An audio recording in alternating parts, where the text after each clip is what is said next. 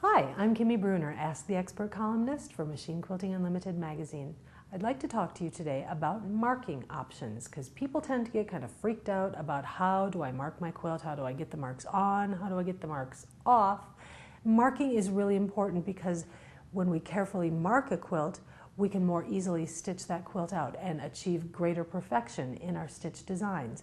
Remember, when you're marking, your finished design can only be as accurate as your marked design. So if you are stitching out a pattern that requires precision in order to make that pattern turn out, for example, you're stitching a border pattern and you really need your stitching line to end at a certain point in order to turn the corner properly, you want to be super accurate with your marking. Take the time to mark accurately and it'll be a whole lot easier to stitch accurately and you'll spend a lot less time ripping.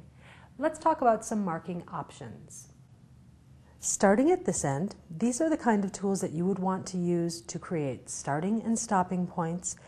For example, if you were using templates to create a border pattern and you need to know here's where I start, here's where I stop, here's where I go next, you'd want to use one of these tools. The easiest on and easiest off is just simple blackboard chalk. Just these good old-fashioned sticks of blackboard chalk. You get one of those eye makeup pencil sharpening or sharpeners from the makeup department of your local drugstore. You just want something that has a big enough opening that you can stick that chalkboard stick in there, get a nice sharp point.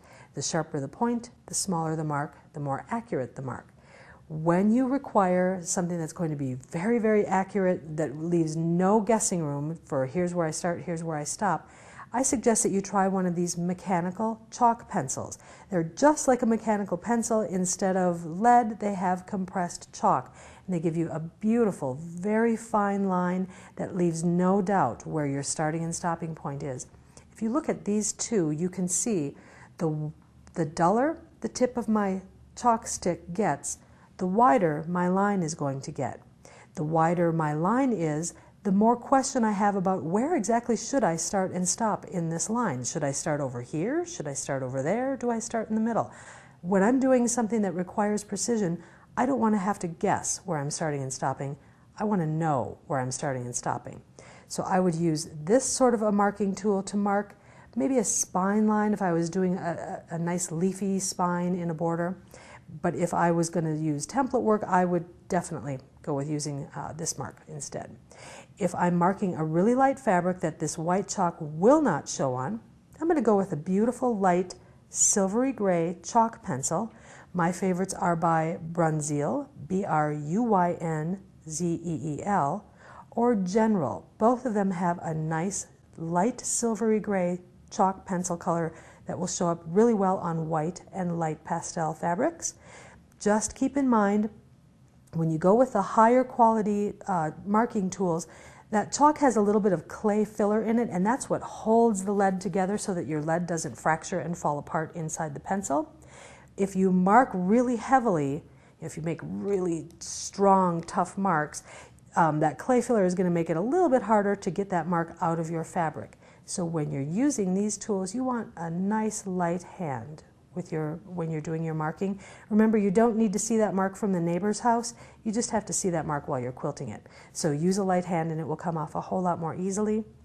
This is another marking option for you. It's basically a lot like a jelly roll pen. It's a nice little ballpoint pen with white ink in it. It will show up really, really well on your light fabrics. This does have to be either ironed out or laundered out though, so keep in mind that you will only want to use it on fabric that is color fast, or if you're going to use an iron to remove your marks, make sure that you are not using a polyester batting that will melt underneath that hot iron. To remove all of these chalk marks, just use a nice soft microfiber dusting cloth. You can get these at the auto department in Walmart for super cheap. Just grab it and whisk away the chalk markings. Works like a charm. When it gets dirty and full of chalk, toss it in the wash. Don't use fabric softener, just toss it in the wash, toss it in the dryer, and it'll work great at getting your chalk up. When it comes time to mark a stencil, there's good old-fashioned pounce powder. It's basically something very similar to a chalkboard eraser.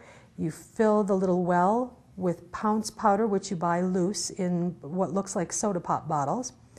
You simply rub it over your stencil, and it transfers the marks to your fabric.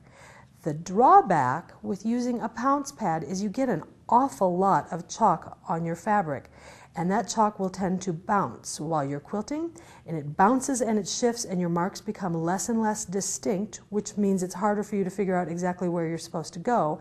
Also, that chalk kind of gets all over the place. It foofs up on your glasses, it gets down in your bobbin case, kind of makes a mess. So what I prefer to use instead of the pounce pad, I use that pounce chalk, and then I use one of these little El Cheapo foam paint brushes, dip that in just so that the very edge of my paintbrush is getting some chalk on it.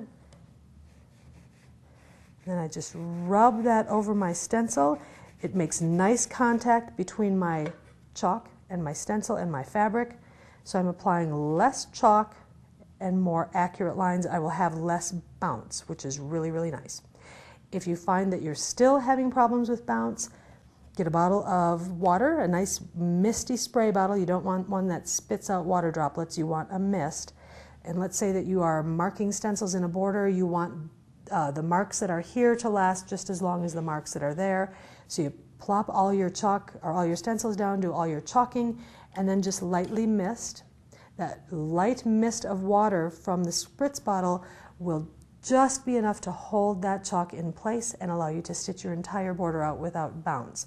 Just remember, before you come back in with your microfiber dusting cloth to remove that chalk, let the water dry, because if you try to remove damp chalk before it has dried, it's basically like cement, and you're just it's gonna turn into sludge. You're just gonna smear it all over the place, and it's gonna make a great big mess that you are not going to be happy with. All right, let's talk about blue pens and purple pens. Blue pens are usually most often blue, which is why we call them blue pens. They are water erasable marking pens. You can put markings on your fabric, stitch the design out, and then you simply spritz with a little bit of water to remove the blue pen marks. There are also purple pens, which are air erasable. You mark the design. Within usually about 24 hours, your marks will just vanish with exposure to the air. Keep in mind, though, if you are in a really humid climate, those marks will often not last for the full 24 hours. They will sometimes go away a whole lot faster than you expect them to. So if you're going to use an air erasable marker, please plan on marking and quilting fairly quickly so that you don't have to remark and remark. Here is a design that I have marked with two forms of blue pen.